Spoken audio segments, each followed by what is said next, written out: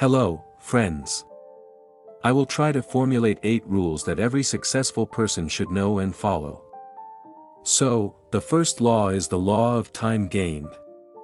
When we really want to buy something, for example, when going to a store. When we look at online stores, visit a car dealership or a market, your emotions are off the charts, your eyes run wild, you want to buy everything. Especially if you have the necessary amount of money on hand. But many are not stopped even by applying for a loan. People often make ill-considered and expensive purchases. This most often happens because of emotions. So what to do? What is the law of time gain that I mentioned? As soon as the thought of buying something expensive arises, you need to ask yourself 2 simple questions. The first question: how much does this product or service cost in conventional units of labor time, and are you ready to sacrifice such time, your personal time, in order to get what you want? That is, measure the price of the product not in conventional units of currency, dollars, euros, yen or won, but in units of time, hours, days, weeks, months, years. And the second important question: how can I gain a little time? The main life hack is to learn to take a break. The best decision you can make is to buy time. If we are talking about an expensive purchase, then the break should be at least 1 to 2 days, and better 2 to 3 days. Tell yourself literally the following: okay, I liked it, I want to buy it for myself, and I will do it in about 3 days. By the way, this technique works very well on children. When your children are constantly begging for something in the store, "Daddy, buy me a new toy, a car, buy me a doll." After all, a child already has a huge number of dolls at home. I always answer my daughter something like this: okay, remember this doll, the store where it is sold, it will not disappear from here. And if your desire does not disappear, then in a few days we will come and buy this doll. And in a few days, as practice shows, my daughter already forgets about this doll. I just told you using a child as an example, but adults in this sense are not much different from children. It affects us in approximately the same way: I want, I want, I want. It is as if the inner child turns on in us, which becomes difficult to resist. It presses so hard that we are ready to go to all lengths. Here it is necessary to take a break, buy time until the bright emotions subside. If after 3 days you still want to buy it, then you most likely really need this product or service. It is better to do everything sober-minded, when the first emotions have gone away.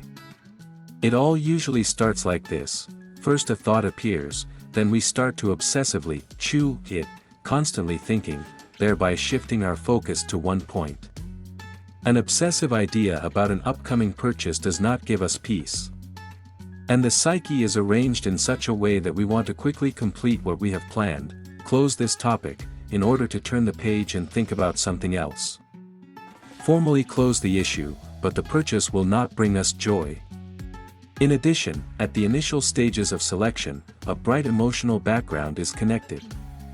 I'm not a beggar, why can't I afford to buy this? Emotions cloud the mind and we lose the ability to think rationally.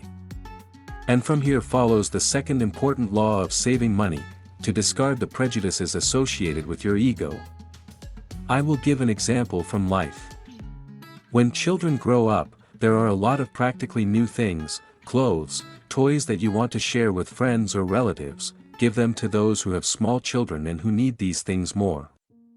And when the firstborn is born, the first child, there appears the idea of giving him the best, the newest and the most expensive that is possible. A peculiar stereotype: you can't save on children. I once suggested to one of my friends, let me give you a practically new bike, which my daughter has already outgrown, so that your child can ride it too. I get the answer, do you think I won't buy my child a new one? Despite the fact that this family is quite poor, at least not millionaires for sure, they live in a rented apartment, constantly on everything. But the inner ego says, you can't save on children, or I'll buy everything new for my child, from the store. I don't need used things, even if they are high quality and look like new. Don't even offer us used strollers, cribs, bicycles, clothes or anything else. An unfounded rich man's complex begins to dominate such young parents. If I gave him something else, he would gladly accept my gift, but a children's bicycle, no way. A person, due to far-fetched beliefs, voluntarily refuses to significantly reduce expenses, choosing something that is obviously unprofitable. His inflated ego, a cognitive distortion of the psyche, does not allow him to save money, which means that he becomes poor. I myself once made similar mistakes. It seemed that for the first child I would buy everything new and the best, even to the detriment of the quality of life of adults, us, the parents. But with the birth of subsequent children, life wisdom is acquired. So, the second rule of financial well-being is to cast aside prejudices, preconceptions associated with an overly inflated ego. You will never become truly rich and successful if your pockets are full of holes and money is constantly leaking through these holes, like sand through a sieve. If you fly on vacation, then only to an elite one. If you buy things, then only branded ones. The third law is the law of cooperation or economic interaction. What professional economists and all successful businessmen understand well. Together you get a much greater result than separately. If only one person acts, then he will get one result, but when combining their efforts with other people, then due to the savings in energy and time on switching from one type of activity to another, an additional effect is obtained, and the overall efficiency of such work is greatly increased. Together you can distribute resources more rationally. How does this work in relation to finances? The more you interact with other people, communicate, the more new information you learn, the more effective and thoughtful your investment will be. Of course, it is impossible to know everything, but the more you communicate, the more you interact with other people, the greater the chances of overall success. This also applies to active income, active work. It is a mistake to consider yourself the smartest, the most self-sufficient and to refuse the benefit that arises from interacting with other people, the benefit of cooperation. The principle of risk diversification is also based on this, for example, when investing money in index funds. Funds are the result of the interaction of many people. If you acted alone, you would have to buy shares of only one company, and this is very risky, but since there are many of you, you can distribute investments evenly. For example, invest in 500 different companies, when each investor gets a small part of each of these companies. And the risks are then significantly reduced due to diversification. The fourth law of money is the law of hidden value. What does this mean? That every product or service has both an obvious cost, an obvious benefit for you, and a hidden one. So you need to think about this hidden cost in advance, before buying. Let me give you an example. You bought a new car for personal use. You should immediately evaluate the potential benefits of such an action. It seems that by spending money once, you buy a new product that will not drag even more expenses from you. But in fact, as soon as the new car leaves the showroom, it immediately loses 20 to 30% of its original cost. And with each year this product will become cheaper, simply because it will age and the production date and mileage will increase. Repair and maintenance costs, we forget to take all this into account, and this refers to the so-called hidden cost. Think about what benefit you will get from this purchase. Do you need a new expensive car, or will a cheaper one be enough? Another thing is, if you buy a car as a means of production, for example for a taxi, then with its help you will earn much more than you invested. To understand the hidden cost, I will give another example, with the purchase of a house or apartment. If you buy it for yourself, for use, then it is passive. Although, unlike a car, this product usually only gets more expensive over the years, that is, its hidden value depends less on depreciation. Bricks and cement do not deteriorate over the years, they only become so. Taking into account the hidden cost means the ability to calculate why you will need this or that product or service. What potential benefit you will receive and whether it is worth it. This applies not only to expensive ones, but to all goods and services without exception. Even when buying groceries in a supermarket, we still need to evaluate this hidden benefit. What is more profitable for you to buy at the moment, cookies, candies, which will most likely harm your body, or fresh vegetables and fruits? What to drink, sweet soda or clean water? If you want to become successful, healthy and successful, financially prosperous, you need to constantly think about the hidden cost. Is it more profitable to buy semi-finished products, chips or something healthy, truly nutritious, valuable, with which you will feed the whole family and save resources? What will this or that purchase bring me? How will this product work for me in the future? What hidden value is embedded in it from the start? The fifth law is the law of forming reserves for financial stability. You have probably heard the term gold and foreign exchange reserves in relation to countries. But you, as an individual, as a household, are also in your own way an enterprise, an economic unit that functions according to the same general laws of economics. You also need reserves, you need a safety cushion. For what? To smooth out the inevitable periods of economic turbulence, drawdowns, crises. All this will be inevitable. There is no constant and continuous growth, in income, your career or your success. There will inevitably be periods of recession, when the presence of reserves comes to the rescue. To smooth out a kind of rocking on the waves and ensure economic stability, you need a safety cushion, you need reserves.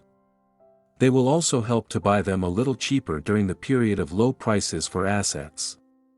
That is, reserves allow you to use profitable investment opportunities. The sixth law is the investment perspective. To become financially successful, rich, you should learn to be patient, to be able to wait. It does not happen that you decide to do investments today, and tomorrow you become fabulously rich. It is a long and very boring process that takes years, decades. Investments are always a game with a long accumulation period, and it takes time to feel the effect of accumulating compound interest. Why do most people give up accumulating their capital? Simply because they are impatient and want to see the effect tomorrow. And, unfortunately, this does not happen. The magic of compound interest begins to work over periods of 10, 15, 20 years. It becomes noticeable. And the first few years, capital grows very slowly and it seems that investments are useless. Remember that only the most patient and the most persistent wins. I have repeatedly given an example of a bad and a good hunter in my old videos. A good hunter always patiently waits for his prey, and the key difference is not the ability to hunt in some special way, but the presence of patience. Patience and work are the key components of success, including in finance. Many forget about this and become disappointed in the process of capital accumulation. Investments always take years, decades. The stock market is a story of 10 years or more. It is better not to do this at all for 1 or 2 years, it is better to choose regular deposits or short-term bonds. Stocks are a 10-year horizon, no less. The precious metals market is the same, 10 years and up. The real estate market is the same. The payback period for residential real estate is usually rarely less than 15 to 20 years. It is a long process, but without it it is impossible to achieve stable success. Even if someone manages to get rich quickly, it is most likely a lucky coincidence, an accident that will not happen again next time. The seventh law is the law of economic adaptability. Change or die. Just as in nature, the strongest survives, and the one who changes better with the changing conditions of the environment, so in business and finance, only the one who is flexible, who bends under the changing conditions, wins. The one who is rigid, stubborn, the one who always drives only on one track and does not turn anywhere, most often loses the competition. You should not confuse your ethical convictions, moral, with business and finance. In society, adaptability can be condemned, but only as an ethical model. In finance, as in nature, on the contrary, the more changeable, the adaptable one survives and wins. To go ahead means to expose yourself to the risk of becoming fragile and running into a harder stone. If you want to become financially successful, you will have to learn to adapt. The eighth law is the law of the value of time. Time is the only non-renewable resource in our life. How can I calculate how much my personal working time is worth? We take our monthly salary and divide it by the number of hours worked this month. And we get how much my hour of work is worth. It is worth measuring this indicator with labor costs. Sometimes it seems that it is better to do some work yourself. But in the end, you spend 10 times more time than the same work would be done by a professional. Should we do some work ourselves, or is it more profitable to hire a professional? We do not value our personal time, especially if it brings us some pleasure, but when it comes to some work that does not bring us pleasure, it is better and more effective to delegate it, to turn to a professional, than to try to cope on our own. I have already mentioned the time of work as a currency into which prices for goods and services should be converted. This is also a very effective life hack. Learn to value your time and measure it against the benefits of purchasing goods. Shopaholics usually cannot realize how valuable a resource they exchange, spend their time. You, of course, know that taking loans for consumption is bad. But even if we abstract from mathematics and the unprofitability of loans, I have always been worried about one question: do people who constantly take loans not feel sorry for their time, They have to stand in line at the bank every month to make the next monthly payment on the loan. It's not a pity to spend time going to the bank, collecting documents to get this loan approved. It's one thing when a person stands in line to replenish his deposit, at least it makes him happy. The future profitability of the deposit makes him happy, because he becomes a little richer. But it's another thing when people wait, spend their time to pay off loans. It's so depressing. Value your time, friends. I hope it was interesting and useful. Even if you've heard about all these 8 rules before, it still wouldn't hurt to discuss them for motivation. Thank you for your attention. Until next time.